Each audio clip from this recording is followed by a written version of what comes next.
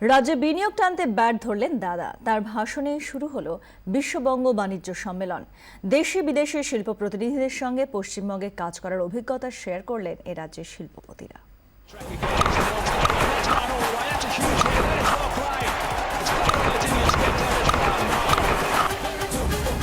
Bat হাতে বিপক্ষের বল বাউন্ডারির বাইরে উড়িয়ে দেওয়ার ছবি দেখে বারবার উচ্ছ্বসিত হয়েছে আম বাঙালি। 22 গজে দাদাগিরি তাকে করে তুলেছে বাংলার অন্যতম আইকন।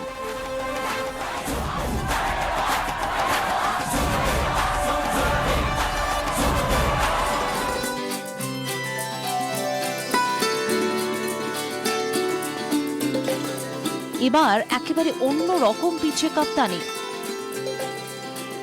দেশি বিদেশি শিল্পপতিদের বাংলা বিনিয়োগের আহ্বান জানালেন সৌরভ গাঙ্গুলি।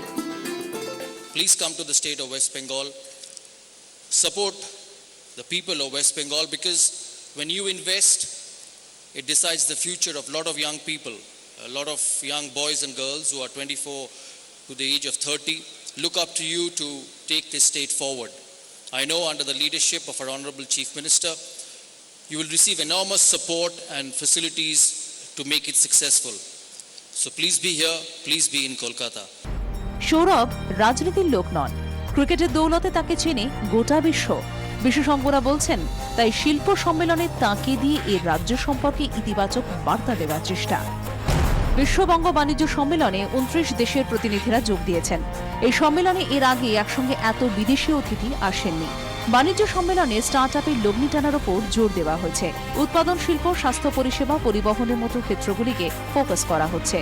পুনর্ব্যবহারযোগ্য শক্তি, খনি, সিটি গ্যাস, জলপথ উন্নয়ন, মাছ চাষ, বিমান পরিবহন, শিক্ষা, ফাউন্ড্রি, দক্ষতা বৃদ্ধির মতো নানা ক্ষেত্রে লগ্নি আনার চেষ্টায় রাজ্য।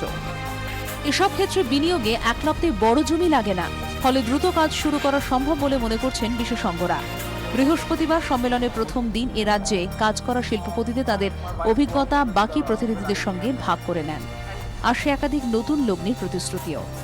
People have become confident about Bengal's ability to deliver. So we should see many more investments on the ground. I must say that on all parameters, the West Bengal government has put their best foot forward. যদি সেরকম কেউ আসে যেটা land ব্যাংকে যা আছে তার বাইরেও যদি তারা কিছু চায়, সেটা আসুক, দেখা যাক, নিশ্চয়ই তখন কিছু একটা ভাবা যাবে।